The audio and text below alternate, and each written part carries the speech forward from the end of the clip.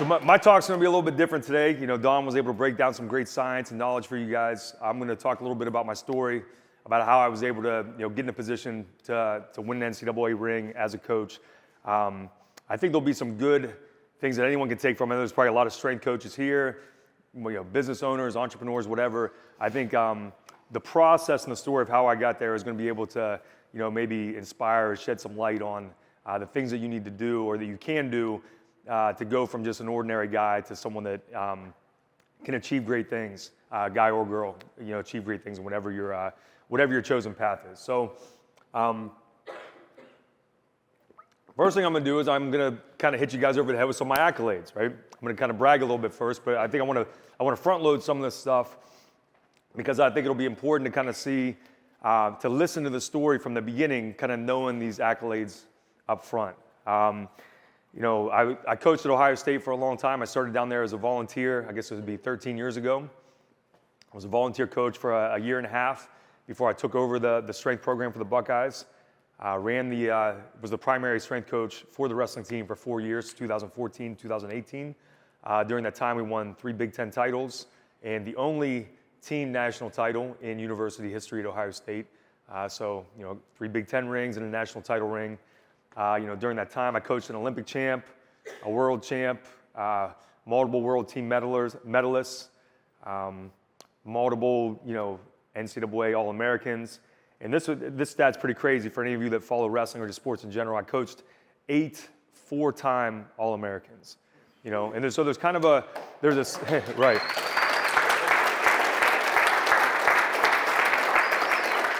Now, when I say I coached them, I wasn't coaching them wrestling, luckily. I wasn't a great wrestler. But the strength, obviously, all of you know in this room, strength conditioning is a huge part of any athletics. So there's a saying in wrestling that there's more 2-time national champs than there are 4-time All-Americans. Because to become a 4-time All-American, that means you got to be consistent, stay healthy, and things got to kind of break your way every year of your college career, which is very, very rare in the sport of wrestling. So when you go down to the Ohio State into the Ohio State wrestling room. I think maybe they've had one since I've left there, but you look at their wall of 4-time All-Americans, 8 of them up there. I've had my hand in their career at some point of the first 8 of them. So it's a pretty big stat that I'm really proud of. The other stat that I'm really proud of is that my guys here at the gym have brought between my youth and my high school kids 11 state titles back here to the old school gym. So when you look at it, those numbers on paper, it's easy for, Corey to say things like, hey, this is the greatest strength coach for wrestlers in the world. I usually say the country, but I'll take world. There's probably some guy in Russia, in Chechnya or somewhere that's probably way better than me. Just no one knows about him, So I'm going to rewind to 2010. And I'm going to say, at that point, me and Corey had already been gym owners for a long time. We'd already been training athletes for a long time. But myself as a coach, I was kind of toiling along in obscurity. No one outside of our little local area knew who I was or anything like that. And, I had wrestled in high school, but I wasn't a great wrestler. Never even made it to the state tournament. But I liked wrestling. I understood the sport. And I had started training some high school kids, locally. No superstars, nothing like that, but just people I'd met in the community. Their parents would send them to me. I'd do some strength training. So I started kind of developing a feel for training wrestling. And I remember, thinking back to how I trained when I was wrestling in high school and what I would see the other coaches doing. I think, man, they don't really got an understanding of how these wrestlers are supposed to train. It doesn't really relate to the sport, and they're not really developing their overall strength. And there was all these kind of holes I saw in what was already out there. So around 2010, through one of Corey's mutual business contacts, I ended up meeting Tommy Rollins. So any of you that follow wrestling know who Tommy Rollins is. He's a legend in Ohio wrestling. He was, up until that point, the greatest wrestler ever for Ohio State. He was a 4-time All-American, 2-time national champ. And in 2008, he was the Olympic trials runner-up. He was the favorite to make the Olympic team, but he lost in the Olympic trial finals. Retired from the sport in 2008. I met him in 2010. He came to the gym, and we were talking a little bit or whatever, and he just kind of said, and I was kind of in awe of him, because I had growing up watching him. He was only a couple years younger than me. I'd followed his career at Ohio State, and it was just the definition of a legendary athlete. And as we're talking, he said, man, I'd really like to make one more run at it, in 2012. But he's like, I've been on the couch for 2 years. I retired, went into the business world. He's like, I haven't stepped on a mat. He's like, I never liked strength training, so I haven't ran, I haven't worked, I haven't done anything. You know, he's like, I'm 50 pounds overweight. And I remember just thinking like, holy shit, this guy needs my help. You know, and so I just remember looking at him and said, well, Tommy, let me help you. He said, oh, he said, you'd help me get back in shape? I said, well, yeah, man, of course. He said, okay, well, what would you charge me? I said, well, I'm not going to charge you anything. I'm thinking like this would be an honor to help Tommy Rollins, you know? And he said, okay. He said, well, I'll start coming out. And at the time, you know, we were in Pataskala. Tommy lived in Hilliard. He's still in the business world. You know, that's 50 minutes away or whatever. He got a bunch of young kids. But he started driving out 3 days a week. And I just told him, hey, just let me know when you can be here and I'll work with you. And we spent the next 2 years training together. And it was a huge learning curve for me because, you know, up to that point, you know, I'd helped some high school kids. And, you know, if you're taking a kid that's on JV and you're trying to, you know, help him get on the varsity, that's not that hard of a transition. But you take a guy that at one time was 5th in the world and you're trying to help him not only just get back in shape, but get to be, hey, how can we become the Olympic champ? That's much harder. And it takes a lot, you know, deeper knowledge base, which at the time I honestly didn't have. I was just kind of figuring it out as I went. But I really just kept telling myself, you know, this might be the only time I ever get an opportunity to work with an athlete like this, and I just got to focus on helping him as much as I can, and we'll see what happens. So 2 years goes by. We get him in incredible shape. He'd always competed at heavyweight in college and in the last Olympic cycle. We actually even brought him down to 97 kilos, which is 213. So now he was 6'4", shredded. I remember he'd always say, take a picture of my abs, send it to my wife. Like, you know, he's like, this is going to come in handy later, you know. He couldn't believe it, you know, because he'd always been a heavyweight. He, you know, he'd never had abs in his life. So anyway, we had a great run, developed a great friendship, and, you know, 2012, the Olympic trials came up. Unfortunately, he was runner-up again. He lost in the Olympic trial finals to Jake Varner, who then went on to win gold in London. So which, it's easy to look at that and say, oh, well, that's great. You know, you lost to the Olympic champ. It's like, well, no, that made it even worse because it means that we were that close, you know. Really was that close to lose a close match to the guy who then goes and captures gold, and, you know, and Tommy's dream was done. So I can remember, you know, obviously feeling really sad after that. But I was really thankful for the experience, and I thought, well, you know, we had a great run, and we got some great stories, and, you know, I got to become friends with Tommy Rollins, and that's just kind of the end of it. Well, after the dust settled, you know, from the Olympic trials, he reached out to me that September and said, hey, man, like, I just want to thank you. Like, I know I couldn't have been more physically prepared. You did everything you could to help me. It just didn't work out. He said, but, you know, I think we have some other guys that could really use your help. I said, well, what do you mean? He said, well, you know, we have our Olympic Training Center here at Ohio State, you know, in the wrestling room there. We have some other guys that have already graduated that now they're trying to make the next Olympic team in 4 years and make the world team. He's like, and they don't have anyone working with them. He's like, do you think you'd come down there and help them? I thought, I'm like, at Ohio State, like in the wrestling room? He's like, yeah, you come down. He's like, come down and meet the coaches and, you know, see what they think. And, you know, maybe you can start, you know, helping a little bit. Go to the next one here. And I remember thinking, like, holy shit. Like, it's one thing for him to come out to my gym, but now they want me to come down to Ohio State's wrestling room? Like, you know, I'd been a fan, you know, kind of casually. Like, I'd went to dual meets and stuff like that, but I looked at these probably the same way a lot of you look at, like, if you go to an Ohio State football game and you're watching the team, like, wow, these guys are celebrities.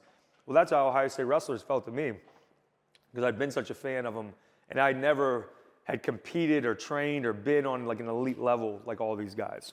So I went down and, you know, I met the coaches. I met, you know, Tom Ryan. He was real nice. I sat down with Lou Roselli, who was the associate head coach at the time. And he was the one in charge of the Olympic level guys. And I remember we went to Panera or something, had a coffee. He's like, yeah, you want to come lift some weights on me? That's fine. Just come down whenever you want. And he was just real nonchalant about it. So kind of leads me to my next quote. Opportunity is missed by many because it comes dressed in overalls and looks like work. It's a great quote, right? And just to kind of show you, this is the old Ohio State wrestling room. I spent all those years in at Steelwood. It's Logan Stieber, who I trained his entire career when he was there. He's one of, I think, 4 or maybe 5 only now. I think there's 5 of them now. 4-time NCAA champs. So he's not only just a 4-time All-American, 4-time NCAA champ, 4-time Big Ten champ, and won the world title in 2017. So one of the greatest ever, not just at Ohio State, but one of the greatest ever in the sport. I was lucky enough to, and he's a coach at Ohio State now. So I was lucky enough to coach him, work with him while he was there. Excuse me, sorry.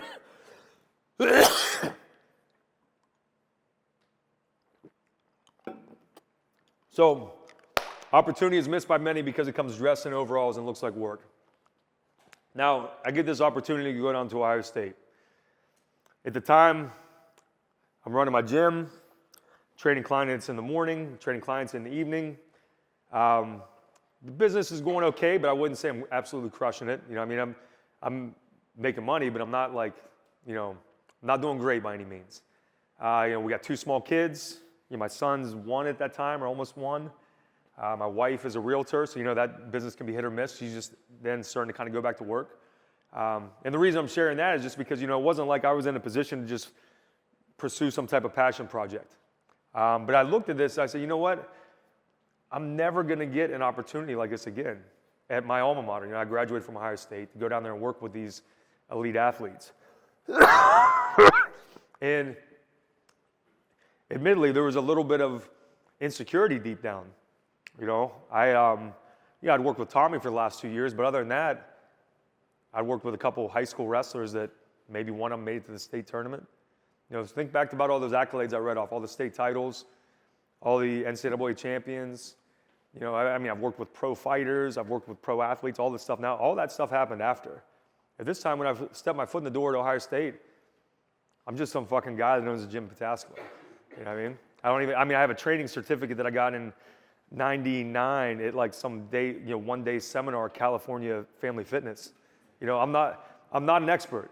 I might think I am, but I'm not really. So I said, okay, how can I gain the trust and respect of the athletes and the coaches, and how can I help them? And well, the first thing, the easy thing is I gotta show up. If they say they need help at 9 o'clock, Monday, Wednesday, Friday, then I'm gonna go down. It's a long drive. Traffic can be bad. Weather's unpredictable. It's 45 minutes if there's no traffic. Well, what if there's traffic? What if there's a wreck? What if there's a snowstorm? What if it takes me an hour and 15 minutes, which it did a lot of times? And you can ask Corey or really anyone here that knows me well, time management is not my strong suit. I'm typically late for just about everything. And I said, all right, I can't blow this. So if they need me there at 9, I'm gonna leave every day at 7.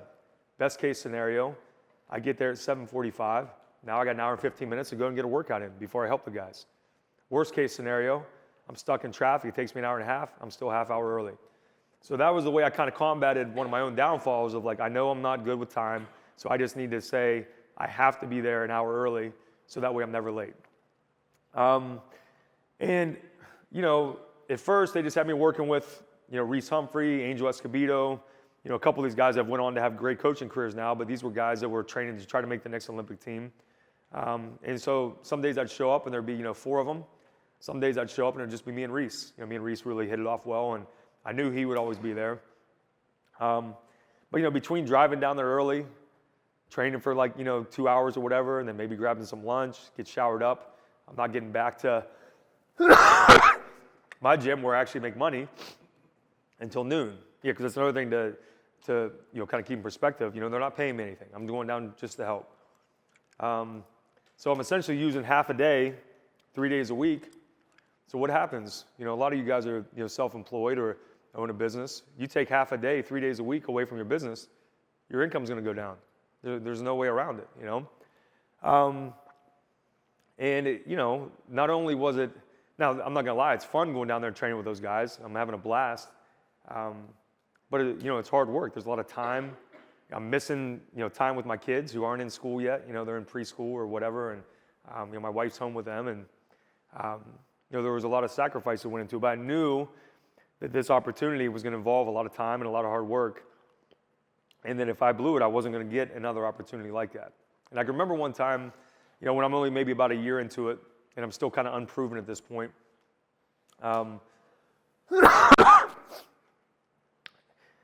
There was a huge snowstorm, and it was I forget the levels, level 1, level 2, level 3. I think it's level 2, where you're allowed to be on the roads but it's not supposed to be you're not supposed to be on the roads unless it's an emergency. And I remember like, all right, I'm going to leave 3 hours before I'm supposed to get there. And I remember my wife kind of lost it on me. She was basically, what the fuck are you doing? She's like, you're losing money by going down there. You're using half your day. You're not even supposed to be on the roads. You're risking your life to drive down there. Like, she's like, take today off. She's like, when you went down on Monday, you only had one guy. And I remember I said, when I met with Tom Ryan last year, I told him, shook his hand, looked him in the eye and said, I'll be here whenever the guys need me. I said, so there's no way I can call him and say, hey, the roads are too bad. I can't get down there today. I got 4-wheel drive, I'll get down there. And I think that day it took me almost 3 hours to get there because the 70 was shut down.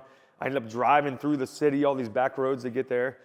And I finally got there and trained one guy, and then waited most of the day and finally drove back. So, those early days were a grind, but I knew if I showed up, if I led with value, and I focused on helping everyone, that it would lead to something.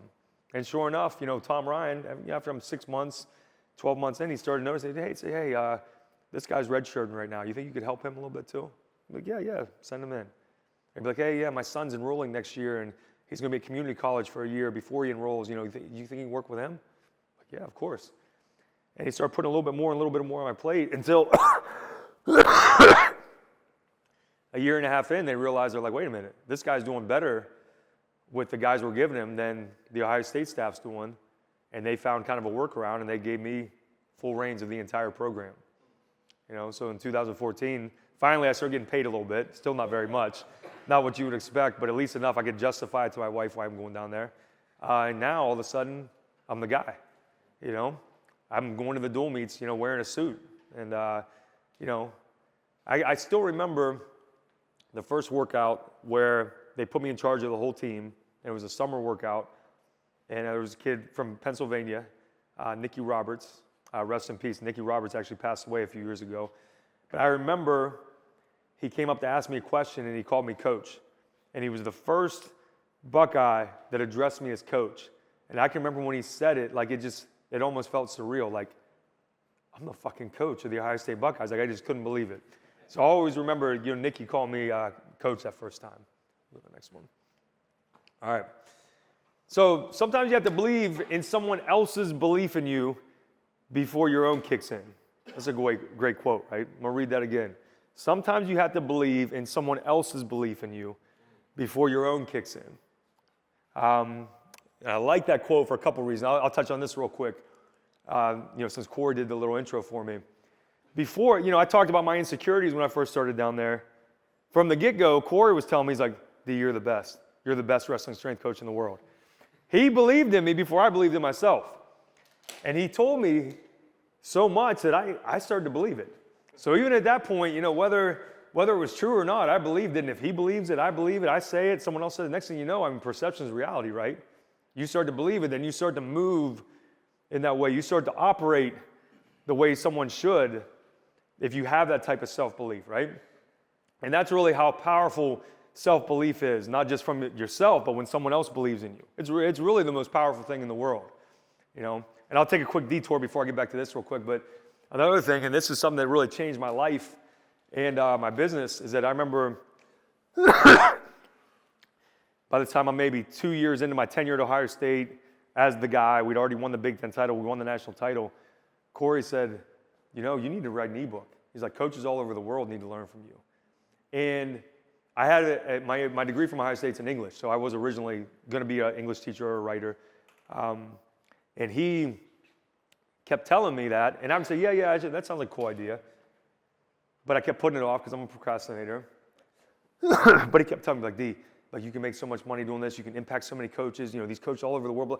And I finally wrote my first one just so he would shut the fuck up.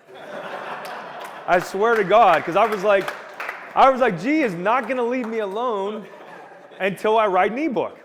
And then I started looking, I'm like, you know what? No one has written, obviously you guys are familiar with like the West Side, book of methods and all this stuff. There's everything for powerlifting. There's all this stuff for speed training, for football, for track. No one wrote the book on wrestling. I need to do it. So I wrote my first strength conditioning for wrestling, volume 1, in-season edition. I think it was 2016, released it, mainly so I could shut up G. And instantly, it took off. I think maybe even that next year, so 2007. So then I just started cranking them out. I've written over 20 ebooks now. I think even in, I can't remember if it was the first year, they were all out.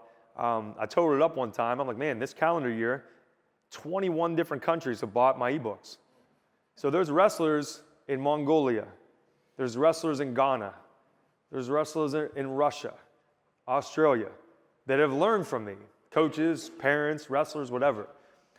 All the time I'll get a random DM from some like Greco wrestler in Germany that'll say, he's used my book forever and he's trying to make the German Olympic team or whatever, And there, obviously I put a lot of time into them, a lot of work into them. There was a lot of knowledge that I had to acquire by training the wrestlers down there and stuff. But if it wasn't for G's self-belief in me, I wouldn't have had the self-belief to do it. So that's really the power. So give G a hand for that. Also, I'm half illiterate and can't write your real talk. I knew he was good at English. I was like, bro, you don't have to have anybody edit it. It's like a home run. Yeah, it's true. I edited my own stuff. So the reason I picked this picture, and then I'll go to another picture here in a second, but this is my little boy. He just turned 13, but he grew up around these guys and stuff. Nathan Tomasello, 4-time All-American, national champ. Keyshawn Hayes, one of my favorite athletes I worked with down there. And then this guy, Colin Moore, one of the best ever at Ohio State. We've got to become great friends. He won 3 Big Ten titles. He was a 4-time All-American. He was a national runner-up in 2019. And I'm going to mention this, 2020, COVID happened. They canceled the national tournament the week before. He was undefeated. Probably had the biggest stretch between him and any second ranked wrestler in any weight class. He was a runaway favorite to win the weight, but he never got to win his last national title because COVID canceled it. And so he never did win the title. He was, I think, 3rd, 4th, 2nd, and then it was canceled the year that he was a runaway favorite to win. But he went on to make a couple world teams, won a couple U.S. Opens. He was runner-up at the Olympic trials. So just an incredible career, incredible athlete. But I want to show you this next picture real quick. This was Colin when he showed up on campus. This was Colin after I had, 5 years with him or whatever. Now I know, I wish I could have cropped it better so you could have saw how skinny his thighs were too. So even though he was a track stud in high school, he was a 180-pounder that ran track, run a 52nd 400. He had skinny ass thighs. Now we call them quadzillas. Quads are massive, strong, tough, whatever. But when Colin came, and we'll leave this up for a couple minutes. When Colin came to campus, he looked like this. All right. And the first workout I ever had with him, we're doing farmers carries. He came down in the summer and rolled like a week earlier, a month earlier, or whatever. And I remember we're doing these farmers carries, and I'm like, man, this kid loves to train. He's hard-nosed. He's in here cussing, yelling, sweating. I'm like, I fucking like this kid, But he was kind of a lesser-known recruit. I didn't even know who he was because had only won 1 state title at a small school. He wasn't like a headlining recruit. At this time, now 2016, 2017, we're bringing in the best of the country. He was kind of an afterthought. His only other D1 offer was Kent State. But the Ohio State coaches saw something and they brought him in. So anyway, we're doing these farmers carries. And on the last one, he ends up dropping it.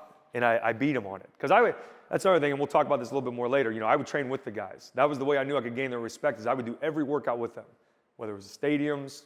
I tried not to wrestle them too often because that never went well. But whatever workout they were doing, I would do it with them side by side because I knew that was a separator that no other strength coach were doing. So I beat him in these farmers carries, and he's standing there all pissed off. I said, dude, I can't believe you dropped that. And he goes, he's like, yeah, I broke my finger last week. Holds his hand up, his finger's crooked, the knuckles swollen. Like if it was my pussy ass, I'd have had a cast on. He didn't even say anything till the end of the workout. And that's when I knew, I'm like, all right, this kid's special, right? So he redshirts his first year. They recruited him for 197, but he showed up weighing about 185. And, he worked out hard and everything, but, he had a redshirt year and he's wrestling in some open tournaments and stuff, not having too much success, a little up and down. I remember, one of the great things about being on staff at Ohio State is I got to go to the staff meetings every week. Every Monday we'd sit down. They would usually go over the strength conditioning stuff first. That way if I wanted to leave, because sometimes the meetings would be 3 hours, but I would always stay for the whole thing because I'm in the room with Tom Ryan, Hall of Fame coach, Lou Roselli, Olympian, Tervel Delagnev, Olympian, Jay Jaggers, one of the best ever. I'm like, I got to learn from these guys. I got to see how they operate, how they talk about athletes, the way they operate with each other. you know. So I would always stay for the whole thing. But anyway, I remember we're in the meeting, and they started talking about Colin, you know, and they would have very frank discussions about recruiting and about how the athletes are panning out and stuff. And I remember, you know, they started talking about it, and they're like, yeah, he's just not going to be big enough. They're like, we're going to have to recruit some of them for 197. You know, maybe we can get him to cut down to 184. But, you know, so they start kind of like looking at the lineup and thinking, where's he going to fit? And I could just kind of tell by the tone in their voice, they were starting to lose a little bit of belief in him. Not that he wasn't a great kid or a great wrestler or whatever, but like he was kind of an in-betweener, you know? And I can remember, and I was almost kind of taking it personal because I liked the kid so much, and I had grown like a little bit of an attachment to him. And I still remember I stood up, and I hit the table like that, and I looked at Lou, and I said, Lou, I said, you give me Colin this offseason, I guarantee he's going to be big enough, strong enough to be your starting 197 next year. And I remember Lou looked at me and goes, that's a strong fucking statement. I said, well, and if you guys know Lou Rosselli, he's from New York. He was an Olympian. He's about this tall. He's mean as shit. If you knew Lou Rosselli, it'd be even funnier, you know. But and Lou's a very no-nonsense guy, and he, you know, he's one of those guys. Even after I worked with him for 4 years, I still don't know whether he liked me or not, you know. So he looked at me and, you know, he's like, "That's a strong fucking statement." I said, "Dude," I said, "I guarantee." I said, "I put my name on." He's like, "Oh," he said, "You don't gotta put your name on." He said, "I'll bet you lunch. How about that?" I said, "All right." I said, "I'll bet you lunch." He's like, and he's kind of rolled his eyes, like, "All right, Colin Moore. Big, you know, Big Ten 197 pounder, we'll see." So they gave me Colin, and I took him under my wing, you know, bringing him to the gym on the days we're not at Ohio State or whatever, and we trained like absolute savages. Long story short, Colin got big enough. He got strong enough. He had an incredible freshman year. Was third in the country, won a Big Ten title as a freshman, and then went on to have an incredible career and became one of the best. So that's not to say that he didn't believe in himself, but I had a self-belief in him to know, like, I knew I had to really, you know, take him under my wing and push. And he'd be pissed right now if I said I took him under my wing because he, you know, I always kind of try to treat him like a little brother, but he's way bigger, way stronger, way tougher than me. So, but I had a lot of belief in him. So that was, going back to that quote, you know, I like to think that not just the time I put into him, but my belief in him that he could be one of the best kind of helped his journey a little bit. We go to the next one there, Tread. Where'd you go to lunch? So that's the funny thing is that Lou never took me to lunch. And I ran into, you know, now he coached at Oklahoma, now he's at Pitt. Anytime I run into him at NCAAs or something, I'm like, Lou, you buying lunch today? He's like, get the fuck out of here. So, no, Lou never bought me lunch. He knows I was right, though. So that's worth more than the lunch, you know what I mean? Gee, how am I doing on time? Yeah, go ahead. What's that? 5 left. All right, so I'll just kind of scoot through these last ones real quick. Successful people don't do extraordinary things. They do ordinary things extraordinarily well. That one's easy to grasp, right? I've always used that as my tagline. Ordinary man that gives extraordinary effort. You know, I don't do anything special. I was a very average athlete, 5'8", not real fast, not real strong even. You know, to say I'm the best strength coach for wrestlers, but I wasn't a good wrestler and I'm not strong, it's kind of funny, right? But what I do really well is I can train really hard. You know, like I said, when I would run in the stadium with those guys, only the best on the team would beat me. There'd be 25 out of the 30 D1 athletes on that team that couldn't beat me on the stairs because I would refuse to let them win. You know, so I would refuse to be late for the workouts. I would refuse not to hold guys accountable. So I think that's really, you know, one of the biggest takeaways from this whole story that all you guys can absorb into whatever your journey is you don't have to be extraordinary at anything, you know. You just have to do the ordinary things extraordinarily well. You know, consistency, effort, hard work, kindness. I'm going to throw that in there too. Those things, they don't take anything special to do those type of things, you know. You just have to commit to it. We'll go to the next one. I like this one, even though I really don't feel like I'm the greatest, but I like to throw this one in. I'm the greatest. I said that before I knew I was. One of my favorite quotes from Ali. So again, just really thinking about the importance of self-belief. Here's what a lot of my guys, they used to get, sometimes for the big dual meets, we get to wear the robes before they come out. Like I said, I would always wear a suit. You know, some of the guys that were like kind of ancillary to the program, you know, the athletic trainers or, you know, the academic advisors, stuff like that, they would come to the dual meets, but, you know, they would just wear whatever they'd wear if they were going out that night. I always wore a suit. I was like, you know what? I'm going to look important. I wouldn't just wear the suit. I would wear my ring too. I'd wear my ring anytime I would go to something like this. I said, I want to look the part because if I'm the greatest coach, I need to show that I'm the greatest coach. Perception is important. So I think, it's just important that when you feel a certain way about yourself, if you feel that, your knowledge level is up here, your ability is up here, then you need to act like it, you need to show it. And that's really what Ali did, and that's why he's someone that will be talked about until the end of time. We'll go to the next one. Okay. Don't wait for the world to discover your talents. The world's waiting for you to reveal them. You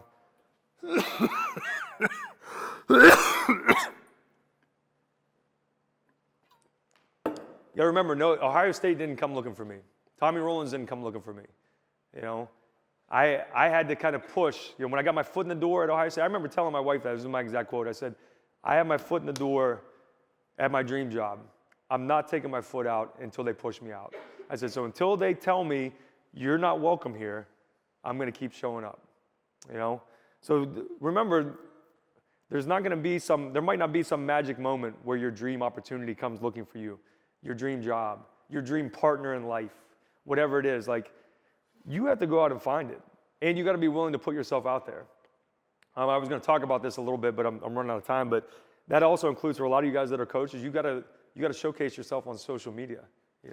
My time at Ohio State coincided with Instagram taking off, and that's how I was able to build my business for my ebooks and exposure for our gym and exposure for Max Effort in the wrestling world. I was able to showcase all the stuff I was doing down there. I was able to teach. I wasn't afraid to put myself out there.